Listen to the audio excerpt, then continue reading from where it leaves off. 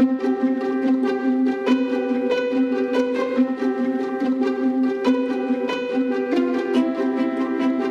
experience those magical moments and the synchronicities when you do open yourself up to this world. And for me, it made this life much more wondrous and exciting. It's like, wow, this is actually, life is so much more interesting than I ever thought it was.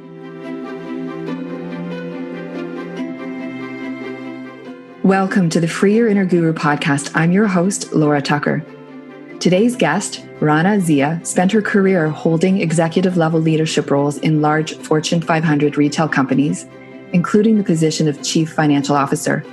She supported leaders and teams to maximize their abilities and achieve their goals in the corporate world. Her passion for personal and leadership development and an intense desire to discover her own purpose and potential led her down an unexpected path of self-realization and spirituality.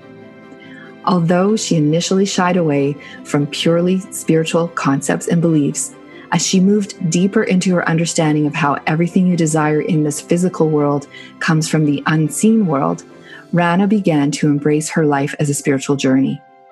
Raana shares her story of discovering her inner guru in the wonderful new book, Your Hidden Light, A Personal Guide to Creating Your Desired Life. Raana, welcome to Free Your Inner Guru. Thank you, Laura, for having me on. Raana, what was that like for you as you began to see your life as a spiritual quest? You know, it's funny. I never really thought about it as a spiritual quest. When I started my journey about 5 years ago, I was really looking for how do I advance my career? I mean, it was materialistic goals of how do I advance, how do I do more, where do I go from here? I was a CFO in a corporate environment, and there was something inside of me telling me that I needed to be doing something different.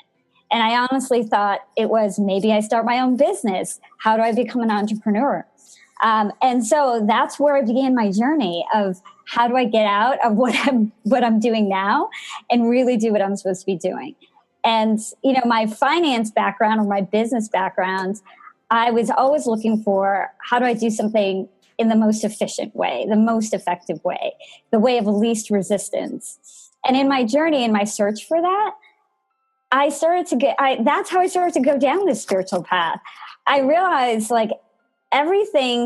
to create anything in this physical world, it starts with the spiritual world. And what I mean by that, it starts from within.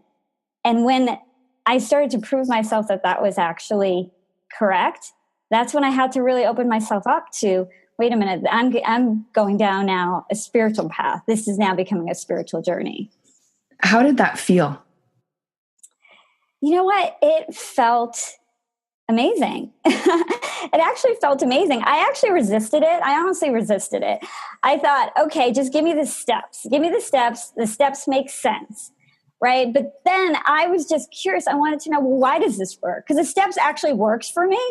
And when I looked back on how I accomplished things in my past, in my career, I'm like, wow, I was doing those steps unconsciously, right? So now I'm going to do these steps consciously, and it's working. But I kept asking myself, well, why does this work? Why does this work? And I was resisting this spiritual concept of okay, there's a spiritual part of us that's connected to everything. That to me, I'm like, I don't have time for that. I don't have time for that.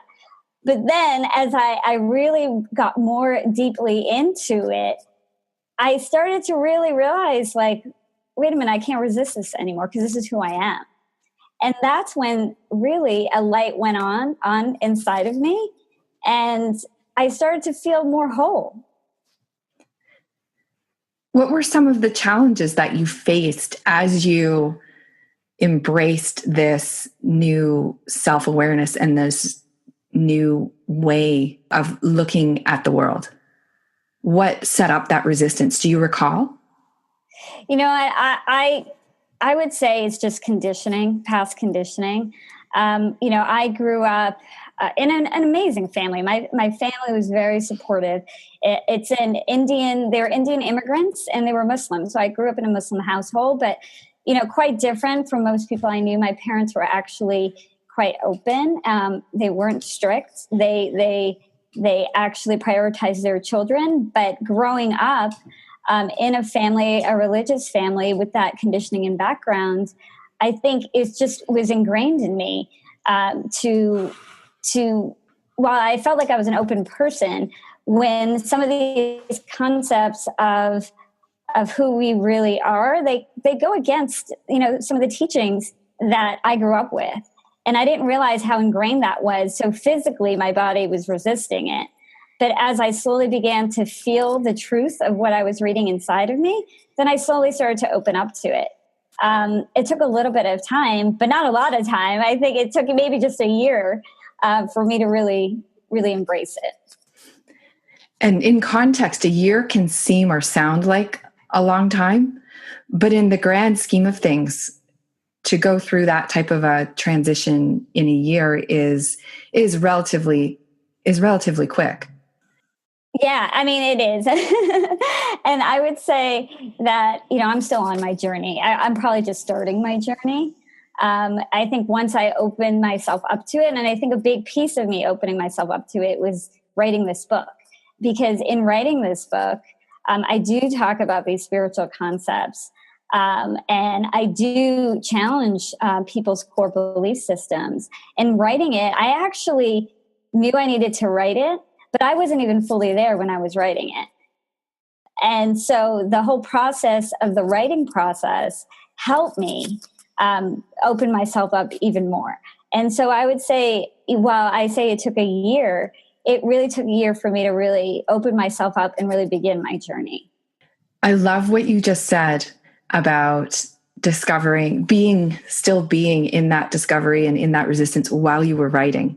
It was an internal conflict when I was writing it. I don't know if conflict is the right word, but when I decided that, and I believed that this was the book that I should be writing, and that I needed to start to write. Honestly, the chapter titles came into my head immediately. So I knew the content of the book. I knew how long it was going to be, and I started to write it. And the things that came easy to me, right, were the process, because I did the process. I knew how that worked. And you're a process person. Yes, you're right. Right? Absolutely. If you're like the efficient bit of always looking for efficiencies, always looking for the steps. Right. So I could speak because I felt like I experienced it. I know it. This is something that I feel like, I get. But that one piece, that was the spiritual piece where I was just beginning my journey. Yeah, I contemplated, do I put this in? Do I not put this in? Right. And there are a lot of spiritual writers out there who have whole books on this. Right. And this one chapter, and it was going to be up front. It was chapter 2. And so I wrote it because I thought to myself, look, Raana, you can't go back and edit it. You can't think, just write, keep writing. And when you're done with the book, you can decide at that point what to do, right? And so I just stopped myself from any sort of thinking and thought process. And I just wrote. The book was done. I had this chapter 2. And I actually gave it to a friend of mine to read the whole book. And I could tell that chapter 2 made her uncomfortable. But I just had to trust my gut, saying, look, you know what? Because it makes you uncomfortable, Raana, because this is the piece that you're so, unsure about, you have to leave it in. So I did. And it was a risk for me. But now that I've actually moved through, my uncomfortableness, to me, it was the right thing to do. It was the right thing to have it in there. So let's dive a little bit into chapter 2 then, now that we've created curiosity around it. Share with us some of the core content of chapter 2, where the message that I don't have the chapters right in front of me to pull it out, but the message is more or less, you are a spiritual being. Absolutely. And it's funny because I'm not uncomfortable now, right? You should have asked me this question a year ago and I would have been squirming a little bit. So yes, the chapter is called Who You Are. And it is meant to just relay. And again, this is not about preaching. This is about relaying information. And if it connects with somebody as truth, then explore that within yourself. So it really states that we're dual in nature. We have this physical part of us, and we also have a spiritual part of us. And the spiritual part of us is our essence, right? It's our soul. And that's not so, that to me wasn't uncomfortable. I think what was initially uncomfortable was that we are directly connected to what people call God, right? This universal energy, source energy. For me, it was God, right? For what I know is God. And that we are directly connected. Our soul selves, our spiritual selves are a piece of the greater God. So as a wave is to an ocean, we are the wave of the greater ocean. And so that concept to me was initially difficult to understand, because based upon my background, I always thought of God as something separate from myself, And so what this chapter does is it talks about there's that piece within you that is not separate from this greater universal energy. You're directly connected to this energy, and therefore you're a piece of this energy.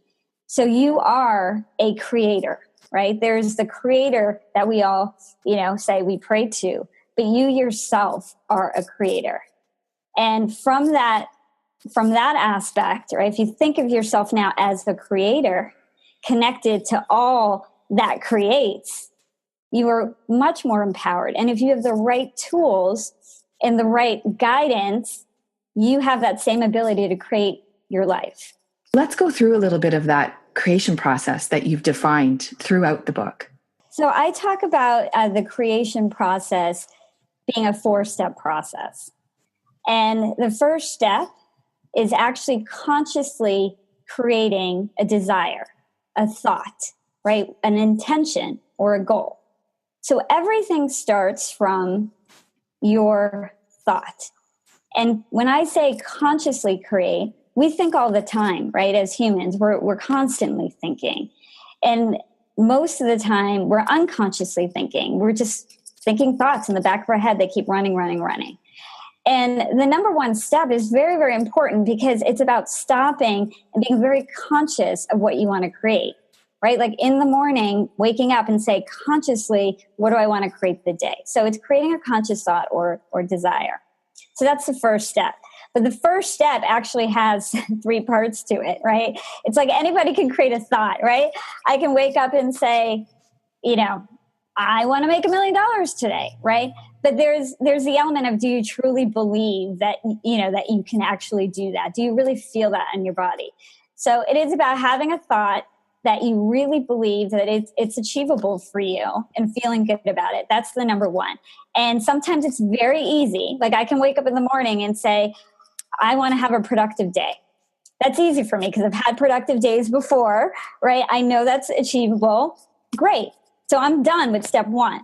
But sometimes step 1, you want to achieve much bigger things, right? And it takes time. For my book, for example, I said I wanted to write a book.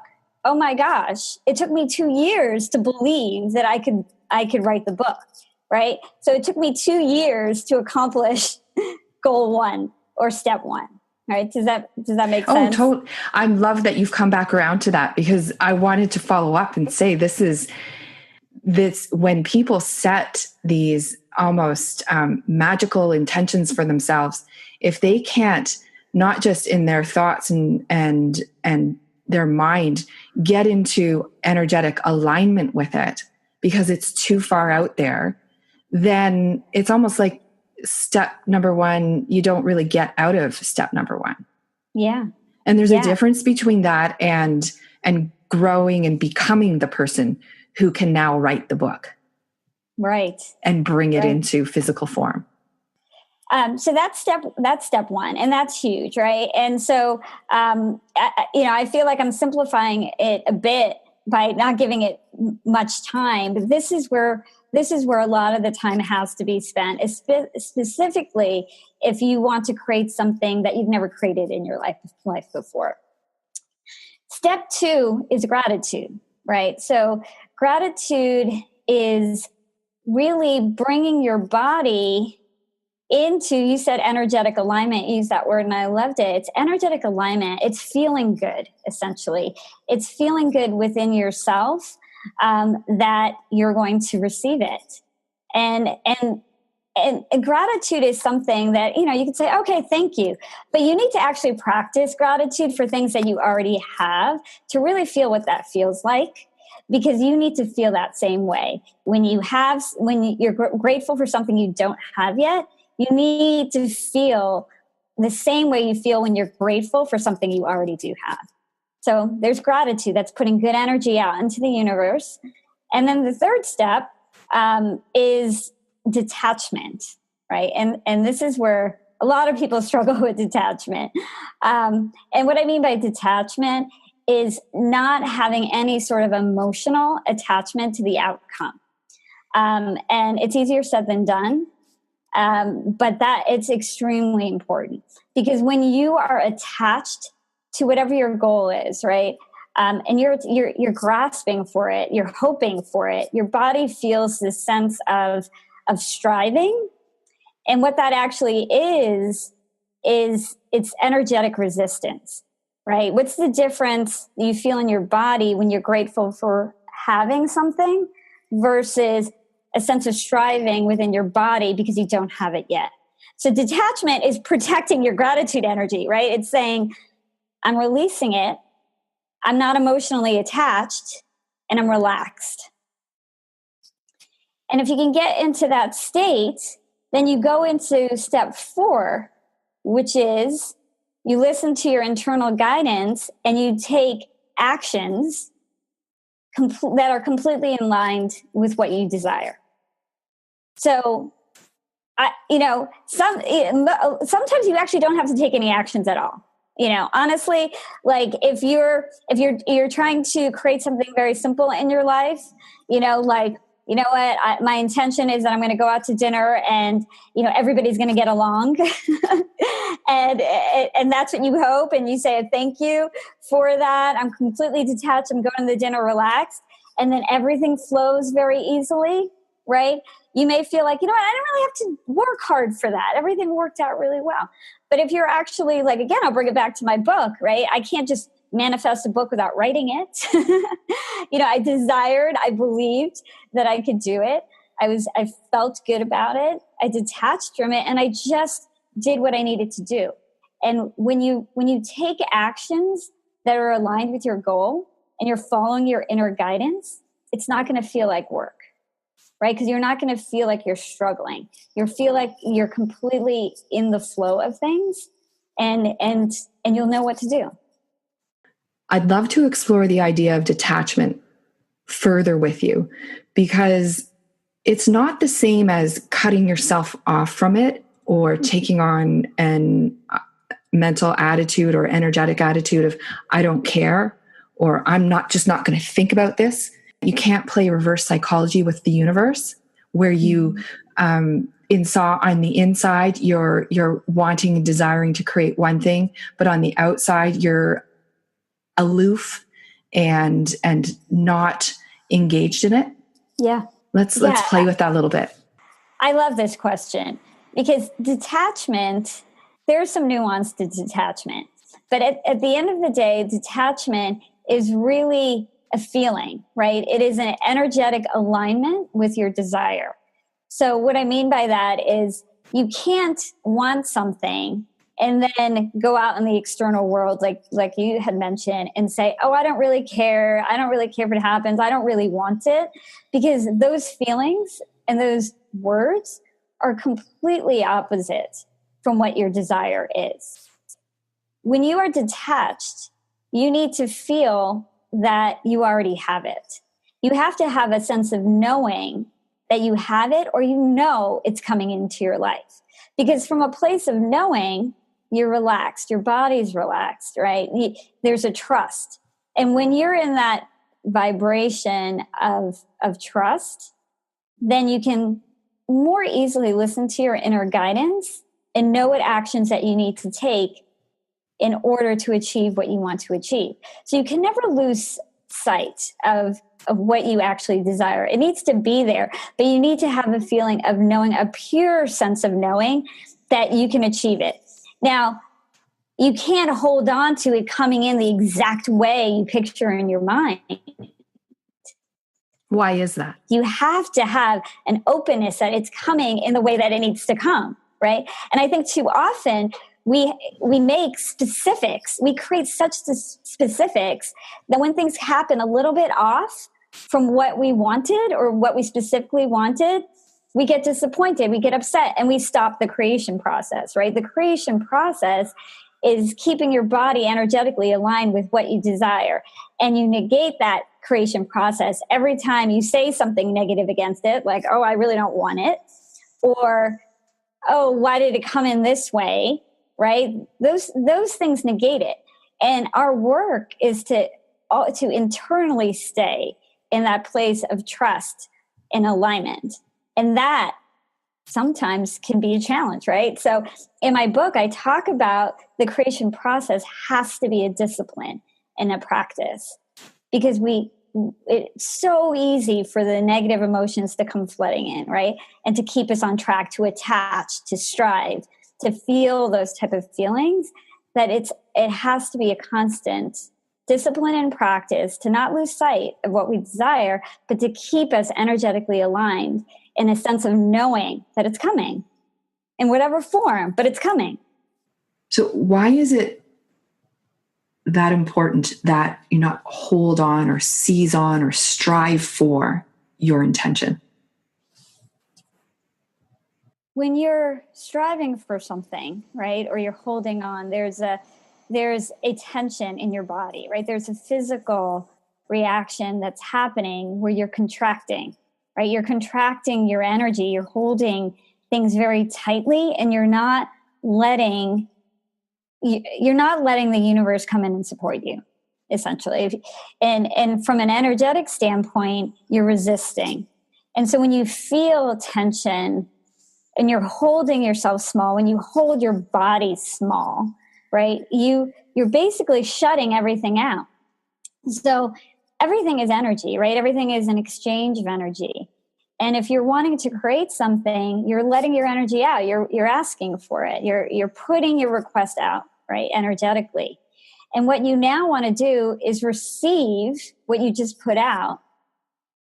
You want to receive that. And the only way to receive that is to open yourself up, right? And you can do that energetically by releasing that tension, releasing that resistance, and putting yourself in a state of gratitude, right?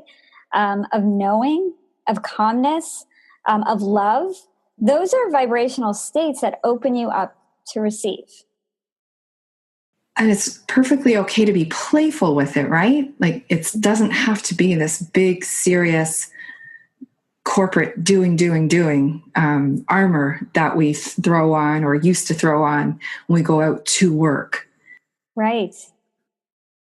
By being open, playful, radiating, and receiving, it's almost like when I was listening to you, the idea of this open window for this thing, for this creation that I'm calling in. I'm super good at it when it comes to great big things like parking spaces. We have a running joke.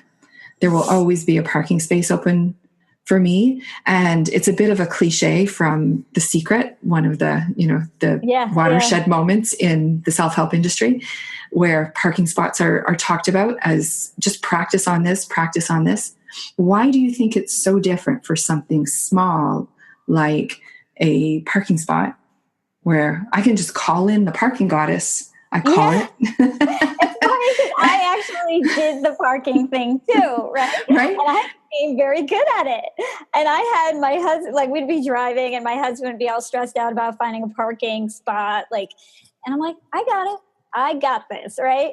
And yeah, it worked. I think it's very easy for parking spot because we don't really care that much, right? It's like, you know what? I want a parking spot. I can relax I can detach, right? What's the worst thing if I don't find a parking spot?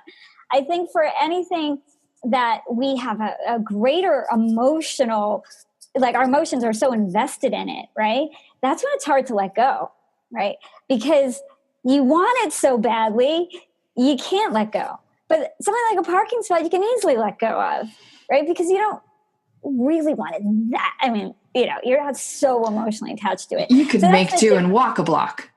Absolutely. Right. Exactly. And it's having that mentality. It's so interesting. You're saying you can make do and walk a block. You need to have that mentality for those things that you feel so attached to. You got to open your mind up to say, why am I so laser focused on this one particular thing? Instead, say, it's okay. I can, whatever it is. Right. And that's when you detach. It's remembering exactly what you said. It's okay. I can walk a block. And you're released. I think we need to use that one. Hey, it's okay. I can walk a block here. Yeah. and it's the shift in consciousness. So one of the things when I was really tuning in to all of this as something that worked for me, one of the things I had to reconcile was that this seem freaky or magical or weird or strange and uncomfortable. And I might be energetically and cosmically creating here, but I also might be noticing what is and being more perceptive and open to it. Like the opportunities are there, but we just don't see them because the window is closed. Yeah. Yeah, no, I hear you. I feel like for myself, I gained a greater sense of awareness, right? And yes, I experienced those magical moments and the synchronicities when you do open yourself up to this world. And for me, it made this life much more wondrous and exciting. It's like, wow, life is so much more interesting than I ever thought it was. But it also gave me a sense of awareness where I can tune in and see signs, like literally real signs, like a sign on the bus telling me what I had been like contemplating or struggling in my head, and it would tell me what to do, right? You could actually see signs. And it sounds to people, it could sound a little woo-woo and crazy. But for me, it's so interesting to see the journey of my husband, who has such an engineering mind, would have never touched this world, except now he's married to it. And he came to me the other day and he said, I'm seeing signs. I'm like, well, because you're becoming more aware, right? And to your point, you recognize more opportunities because you see so much more. Well, let's seize upon this opportunity to talk about what some of your practices are. Absolutely. I would say my number one practice that I started in 2014 was meditation. And meditation for me has been critical. And I've been trying different forms of meditation. And sometimes I use guided meditation. Sometimes I need music. I just sort of listen to myself and see what works. But that's really important because I feel like the daily discipline of calming my mind and being much more aware of my thoughts and having that ability to quiet my thoughts, I think it's life-changing. It's life-changing. It's the difference between starting my day, reacting to my day, to creating my day. So that's a big practice for me. And I would say in the last 6 months, I've gotten into a practice of yoga. And that's my path. And it's actually Kundalini yoga, which I would say is probably a very spiritual form of yoga because it does involve a lot of meditation. And so personally, I gravitate to these different practices that really help me keep my mind from going in the direction of fear. Honestly, like for me this past year, I had to control a lot of fear. It's like, Raana, what are you doing? Leaving a high-paying finance job to write a book, right? I have a husband, a family. They're all looking at me like you're crazy, and I know I needed to follow my heart, but at the same time, I had to control the mind and the voices and the fears. Because again, I talk about creation is a discipline and a practice, and I felt it because I felt all the fears coming in. And meditation and yoga for me is really, really helpful for me in being able to calm the mind, to stay focused, right? To have an internal alignment and vibration that's completely aligned with my desire. And what I wanted to do is to get rid of any sort of thoughts that would go against that. So those are my practices. And this is why it has to be done on a daily basis, because Absolutely. Those thoughts come in daily.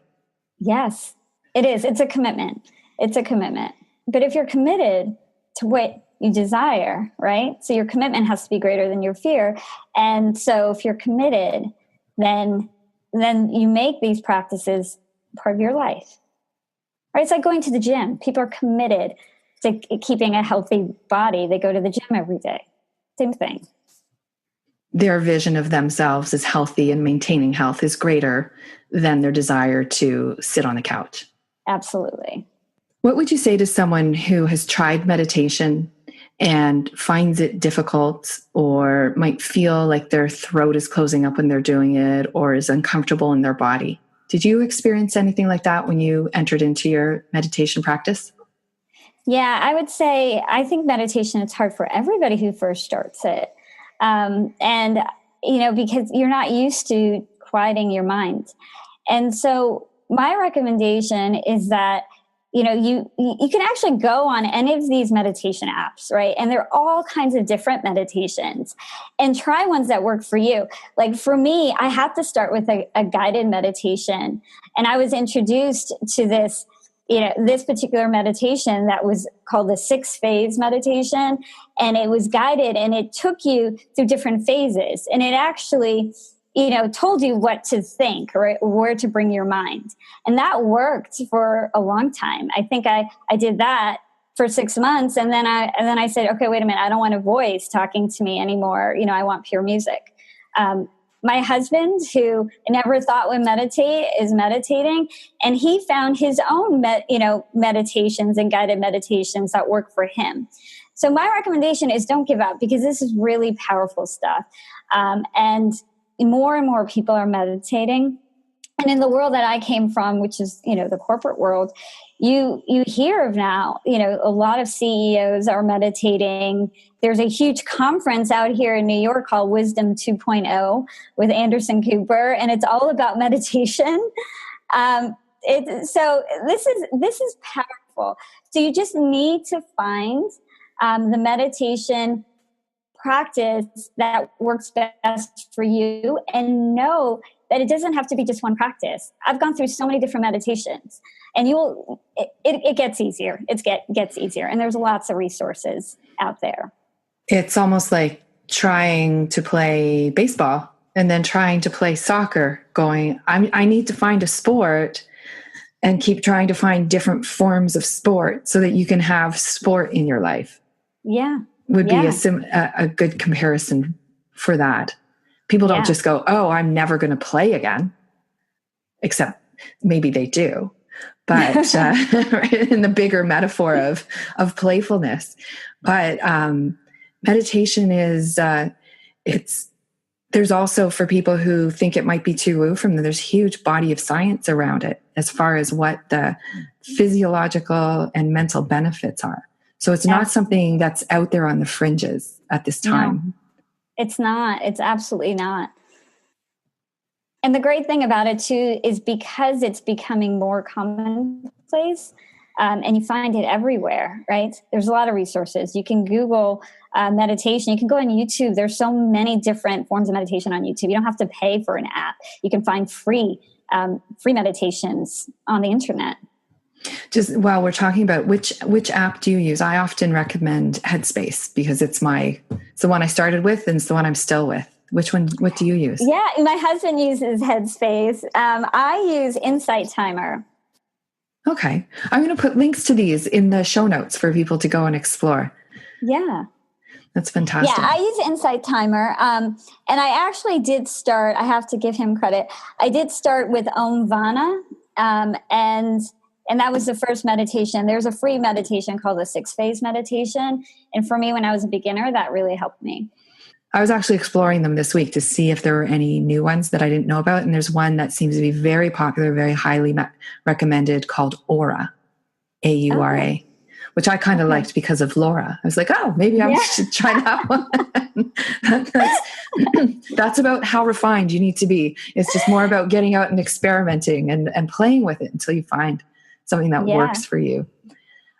So coming back around to some of these ideas that we talked about, let's put together, a picture of somebody who's coming out of a business environment like you and I each did into our respective coaching, authoring, writing, speaking version of ourselves. What was that journey like in terms of how you were feeling, what you needed to do beyond the meditation practice to keep yourself in alignment, and where you feel like you really stepped up and took responsibility for that? For me, the idea of leaving my corporate job had been brewing for a couple years, and I was getting very serious about it. And I started to think, okay, maybe I was going to write a book, which was extremely foreign to me. And like I said earlier, it took a couple years for me to believe that I could actually do it. Things lined up, right? And this is how the creation process works. When you have a knowing in your heart of a certain desire, right, that you want to achieve, and even if you don't perfectly know how it's going to happen, you trust it. And I do believe the universe supports you if you truly believe in your heart and you trust it. And what happened to me is I got a new dog. I'm just telling you this sort of like funny story, but I got a new dog. Never got a dog before. My husband's struggling with this dog because he had worked from home, and I was going off to work. We had the dog for about a week, and my husband said, "I have to go into the city. Can you walk the dog in the morning?" I've never had a dog, never walked a dog, so I'm walking this dog in the morning. I was going to be late coming into work, and I'm taking the dog back, and I say to the dog, "This is so unfair to you. I need 4 months off, just like maternity leave, to take care of you." And I brought the dog back in the house, got in my car, went to work. And I went to work, and my assistant was kind of in a frenzy. She's like, "Did you get my text? Did you get my message? So-and-so wants to see you." And at that moment, I had a feeling. I'm like, I think I'm losing my job today. And I got called into the holding company's CFO's office, and HR was there, and I knew at that moment. And literally, I got told that there was a restructuring and that I was losing my job, and I'd get paid for a year. And he's telling me this, and I did everything that I could to keep from smiling. I'm like, I cannot believe this is happening. I wanted 4 months off, and I'm getting 12, right? And so at that moment, I was like, this is it, Raana, right? You said this is what you wanted to do, and now I'm giving you the time. You got the time, write the book, right? And so at that moment, I knew that I was being pointed in the direction to write the book. But I'll tell you, nobody else knew. My family didn't know. And I can't disregard the ego part of myself that goes through all of those emotions of like, oh my God, I lost my job. Oh my God, I'm going to have no income, all that. So I'm struggling with all of this. But then I think my point was that I had to just trust what was in my heart, the knowing that I felt, even though it felt scary, I had to do it. So what I did was I just had to, get myself together, believe that this was what I needed to do, and start doing it. And so for me, while I was writing the book, I had fears, right? I'm transitioning from something I completely know to something that I don't know. And I had a lot of fear, but I took that energy and I just kept that energy focused on the task, right? Which was writing. And anytime that I kind of felt fear or doubt, I had to put myself into my work and keep focused in that direction. So that is really, I mean, and I can't disregard the fact that every single word in my book was getting me through the process, right? Because I was writing a book on the creation process. And honestly, that was huge because the words that I was writing were speaking to me and telling me what I needed to do. So in some ways I was fortunate. Well, you were plunked down into an environment of, of being surrounded by it every day. Absolutely. That's how I feel about coaching. Yeah. Right? When there's nothing that focuses my intention more than a client session. Not just because, of course, because I'm being of service and it's my passion, but I get to be 100% in alignment for that period of time with no distraction, full on focus with, the current, but also future version of me. Yeah. Yeah. And that's so powerful. And because you just said it is that singular focus. You're in it. You're in it.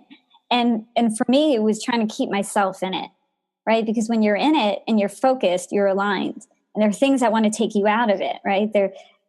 For me, there were things that when I stopped writing and I'm kind of out in the world, there are things that can distract you. And so, my advice is stay in it, stay focused, stay in it, stay in alignment, and don't let things distract you. And do what you can. I mean, this is why it is discipline in a practice. And this is why I had to take on the yoga practice, because there's a period of time where the writing had to stop, right? And the book needed to be completed. And then I had a lot more free time for what's next. And that's when I needed another practice, which is when I took on yoga, to keep me in that focus, that mental focus, that everything's okay. Follow your heart. Don't be afraid. So that was what was in your mind and heart when you embraced that. I love it. Mm-hmm. Yeah. Thank you for sharing. What's next for Raana Zia and Your Hidden Light? Well, I'm excited because when the book came out in November of 2017, the book got picked up by a professor at the business school at Suffolk University in Boston to be a part of his course, which is called Happiness, How to Get It. And what I love is that these concepts, right, these spiritual concepts, the concepts of what can bring you joy and happiness in your life are being taught to our future business leaders, right? So someone who has a passion for business like yourself, who's come from that world, I feel like it's so important that our leaders, right, our business leaders, our leaders really start to understand these concepts. And sometimes it'll connect with you and others it won't. But the more that you have that opportunity to decide, does this work for me? Or does it not? I mean, all it can do, if it does connect with you, it can enhance your life. And all you want to do is help enhance other people's lives. So I'm very excited for it to be a part of that course. I'll be speaking to those group of students in the spring. So I'm really looking forward to that. You've got this wonderful book. I highly recommend it. As I was reading it over the holidays, my intent is to get my clients to read it. So, because I think that it certainly took me through a review of my own journey. And I shared this with you in our private conversation. There were certain parts of it that triggered me. So it provided me with opportunity to explore, why do I still have resistance for this idea or this, or the secret, or, that's not very useful to have resistance for the teachings themselves. And, and so, I have a lot of gratitude to the book for that, because it took me on my journey a step further. And so it's not a book for novices. It's a book it's a wonderfully practical guide to the creation process, to alignment, to a spiritual way of looking at things. And I will leave a link to that in the show notes, along with links to some of these meditation apps that we've spoken about. Thank you, Laura. Well, Raana, thank you so much for joining me here today. It's been a delight. And I want to thank you for creating such a marvelous book and showing us all that the process works. This is the natural outcome of everything that you have written about and are talking about. Thank you, Laura. It was so fun being on. Thank you so much for listening to today's episode. I know you have a lot of choice where you receive your inspiration and information. If these ideas and stories resonate with you, I would be so grateful if you would take a few extra seconds for 2 quick things. 1, if there's an idea or moment in the story or conversation that you feel would make a difference in someone else's life, take a quick moment to share on whatever app or website you're listening on. And 2, subscribe so that you can become part of the ongoing conversation. Big conversations become the catalyst for meaningful change. I'm Laura Tucker, signing off for Free Your Inner Guru.